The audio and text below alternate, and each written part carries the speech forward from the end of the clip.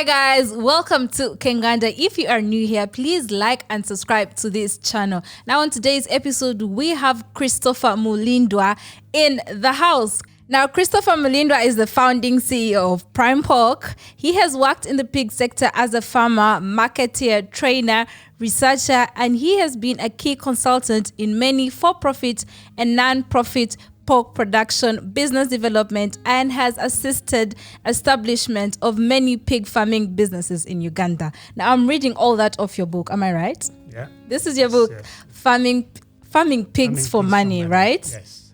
Now, oh my God, Chris, all those credentials. I just read out your whole CV, right? Now, Christopher, you're welcome once again. If you don't know Christopher, he has appeared on Kenganda before. We have 2 episodes with him, and he's the one who kind of introduced us into the farming sector on our channel. Now, in today's episode, you told us you wanted us to do something different, right? Yeah. Yeah, today we are talking about setting up a pig farming business. You can be a beginner, maybe you want to upgrade, your pig farm to something that's new and whatnot, but we're just going to dive right in. Now, Christopher, what are the key elements of a successful pig farming business? Yeah, we set up pig farming businesses to make money. Yes. And there are basically about 5 key elements that every starter must look at. Mm-hmm. The first one being nutrition. You have to know where to get your feeds from. Yes. You have to know where to, the price of the feeds that you intend to use on the farm. You have to know the type of formulations that you need, because each category of pig needs different nutrients. Mm-hmm. The level of nutrients differs. Mm-hmm. The sows need different level of nutrients. The boars, the gilts, mm-hmm. the lactating sows. So all this must be information that you must accustom yourself with. Thank you. Yeah. The next thing is that you need to think about genetics. Okay. Of course, nutrition, to go back a bit, mm-hmm. Costs almost 70% of the total production cost. So it is hugely important. Mm-hmm. Then you have to look at genetics. Genetics, whether you have good feeds and the genetics is not good. It's like driving. Having enough money to buy mm-hmm. a nice car, but you can't fuel it. Yeah. So you need to buy quality genetics. Mm-hmm. You need genetics that can respond to quality nutrition. Mm. So you need to invest in that. And 3, you need to check the environment. The environment, here in Uganda, we are, privileged. Our climatic conditions are very good. Amen. We have no issues of excessive humidity or excessive temperature. So pigs can survive, in our normal environmental conditions. Yes. But piglets can't. So piglets can easily succumb to chilling. So you have to really modify the environment to fit the life of the piglets, so that you don't lose them. Another very important key aspect is business. Oh. Of course, business involves a lot. True. You got to think about how you're going to market, how you're going to manage your cash flows, mm-hmm. and etc. Because if you don't do that, then it's very difficult for the farm to be sustainable. Yeah. You might end up losing it. Okay. Now let's imagine our viewer watching this right now has all the elements he needs to start a pig farm. What should the viewer consider to be the ideal location for a commercial, pig enterprise? Yeah. Okay. This depends on the size of the operation that you're planning to set up. If you're planning to set up a small operation, mm-hmm. you might not be so much concerned about location. True. Though it remains important. But for large operations, you have to really be critical about where you're going to set up the farm. Because even though you're too hygienic, some odor might escape the farm. Yeah. And if you're surrounded by, neighborhood and, the human settlement. Yeah. There is a challenge of you getting issues from your neighbors. Oh, yeah. And they can push you out of business because if they complain to your municipal council, then they can close up the farm, and that's a loss. So apart from that, there is an issue of disease transmission. We want to keep pigs very isolated from human access. Because, in Uganda, not only Uganda alone, but even other countries, people love pork. Yeah. People visit pork joints. People, visit farms. So someone might go to a farm that is infected by African swine fever, step in the remains, and then carry the virus on their shoes. They come near your farm. They transmit the disease into your pigs, and your pigs end up dying. So it is very important that you keep the pigs off human access, but as well as stray animal access. If you have dogs on farm, you have to confine them. So the pig farm, a commercial pig farm, must be situated in a place that is away from human settlement.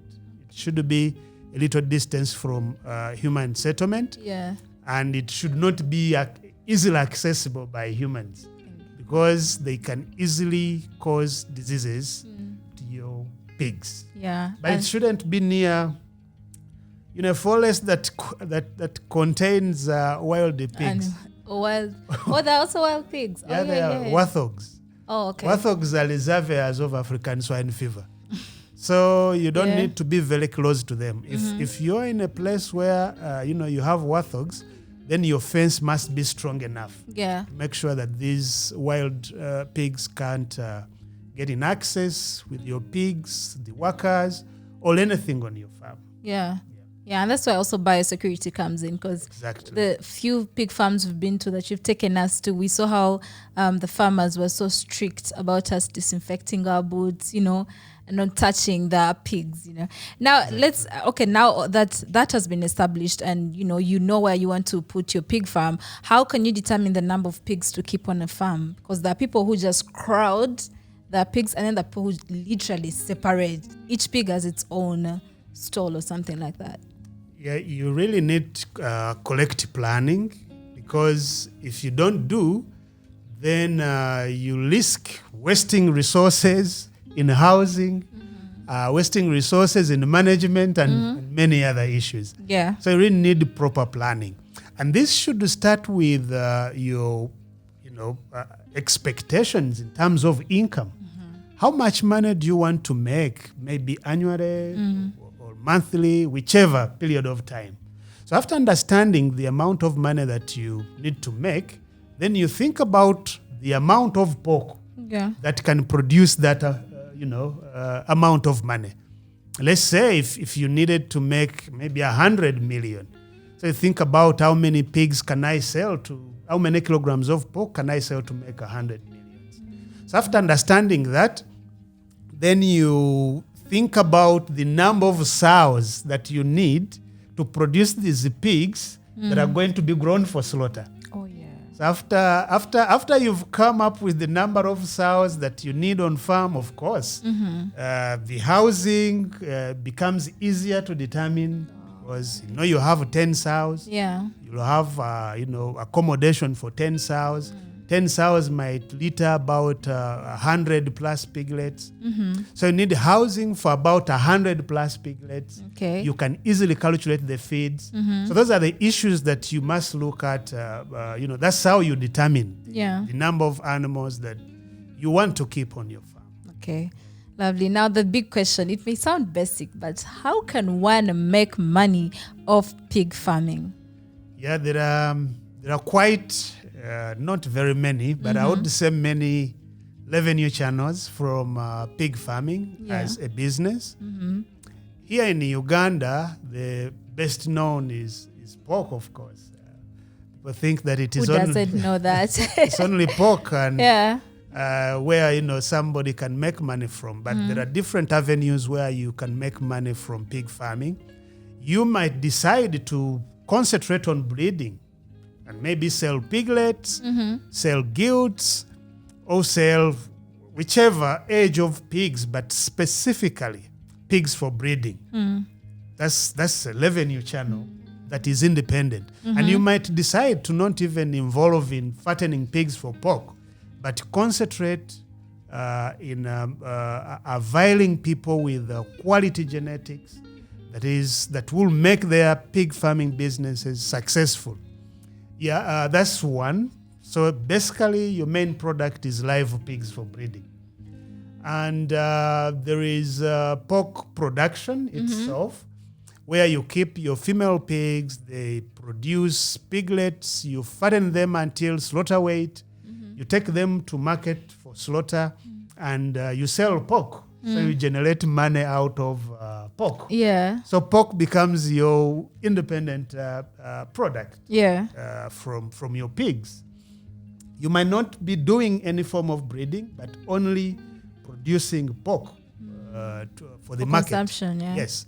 And the last, but also very interesting, is the boar stud, where you have to sell semen. That's an exciting one. You can just keep boars, male pigs, extract semen from them, and then sell this semen to other producers who probably do not have the boars on their farms to breed their pigs, to inseminate their pigs, and your main product is boar semen.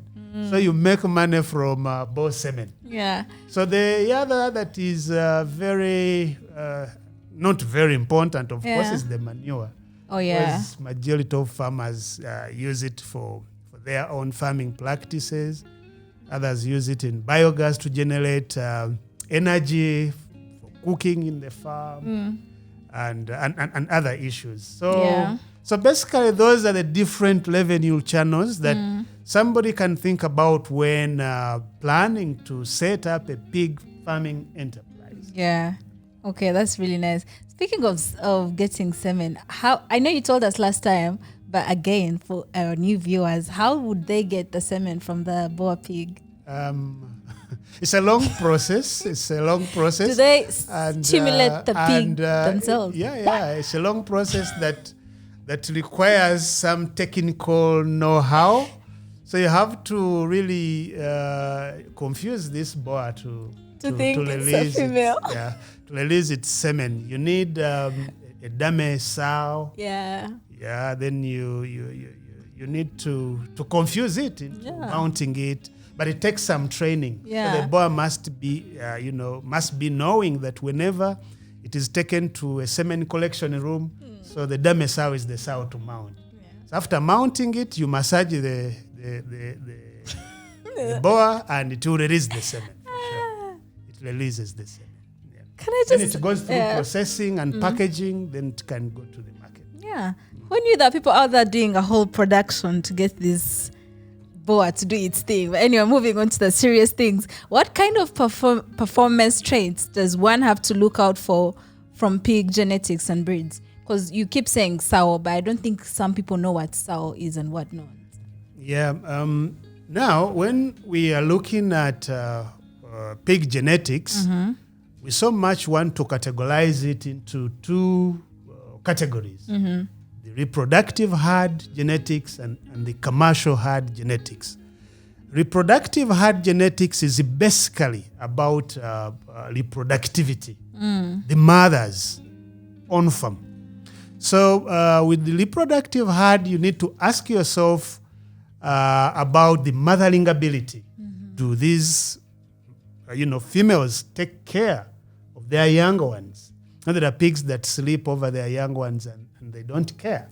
There are very serious pigs that cannot sleep over, on their young ones. So the mothering ability is very important. Then you need to check the lactate, its milk letdown. There is a common term known to animal experts and vets, agalactia, which is failure to release milk. There are pigs that are genetically poor at releasing milk. So the litter might be a large litter, but they can't feed it. And then the piglets end up dying. So you must check for that quality.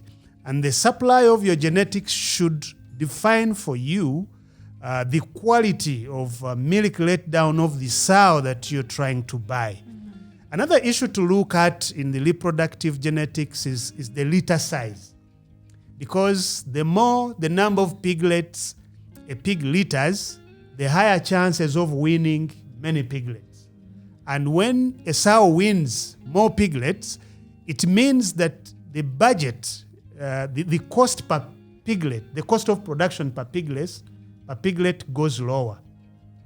If a sow produces a few piglets, the cost of production per piglet goes higher. So let's take an example. Your sow produced 5 piglets, and the cost of looking after this sow from insemination to weaning was, let's say, 500,000. It means that it has costed you 100,000 to produce each of those piglets. But if your sow littered 10 piglets and your cost of production is 500,000, because it will always remain constant, same feeds, same everything. Yeah. It means that the cost of production per piglet is 50,000. So you see, it goes lower. And, we are into this business to make money. And the more you save, the better for you. You're focused towards profitability. Whenever you cut costs, you're focused towards profitability. Yeah, another quality to look at in the reproductive herd is what we call longevity. The ability of the sow to stay on farm productive for a longer period of time. Yeah. Because, the more litters, the more parities, the more times this sow produces, the better for you. Because you get more money out of it. Yeah. So this sow must be capable of staying on farm for a longer period of time. Maybe give you more than 5 liters before you can carry it off. So the supply of these genetics must also define that. It's a very important thing that people must pay attention to, because the more you cull out sows, the more money you spend in stocking genetics. Because the sows you cull out, the sows you remove from your farm, culling means removing. Basically, simply getting rid of a certain animal from a farm. True. The sow you remove from a farm, you have to replace, because you have to keep on your target.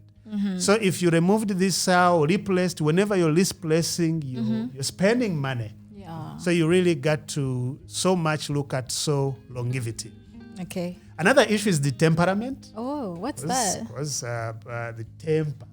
Oh, wait, the pigs have tempers. Exactly. They have attitudes. Should I call it attitude? If you have tempers. There are very aggressive pigs. Oh, yeah. Most especially when they litter, you can't, the owner enter, the manager enter the pig pen. It becomes very aggressive. Oh, yeah. It can even injure you. So those are issues that you really have to look at. But how can you know if a pig will have a temper? Yeah, the best thing is to work with a breeder. Because these people take time studying these animals. Yes. And they know that, this pig has a bad temperament and this line is cool. Yeah. It has no problem. Yeah. I think some farmers, mostly in Uganda, have experienced pigs eating their young ones, which might be also caused by poor nutrition. Yeah. Maybe it gave birth when it is hungry. It is hungry. You didn't feed it well. It is lacking some nutrients in its body. And then here it is looking at some food to provide the nutrients that it needs. Then it eats the young ones. But this vice can as well be genetical. Oh. It can be passed on to the next generations. So these are issues that you must really be very careful about before you buy that sow that is going to make up your parent stock on your farm. Yeah. Then on the side of the commercial herd is targeting on pigs for slaughter. So in the commercial herd, you're looking for quick growth. So how many kilograms live body weight do these pigs put on per day? It's a very important question when you're looking at the commercial herd.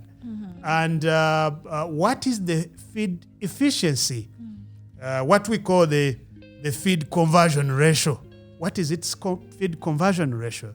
The feed conversion ratio is simply the amount of food that you need to give a pig to generate a gram or a kilogram of live body weight. So is this pig, needing a lot of food? Because there are pigs which need 5 kilograms to make 1,000 grams of live body weight. Those are very expensive pigs to raise. Okay. And today, modern genetics has given us pigs that require 2 to 2.5 kilograms to generate 1 kilogram body weight. Yeah. So those are pigs to go for. They're the pigs that we should, look for. And those, in simple terms, the issues that you should look at when you're purchasing genetics for your farm. Okay. Well, that was so informative. We're going to end this episode, but we're having a part 2 to talk about nutrition in pigs. So after this, just go ahead and watch the other part, but make sure you subscribe and like this video.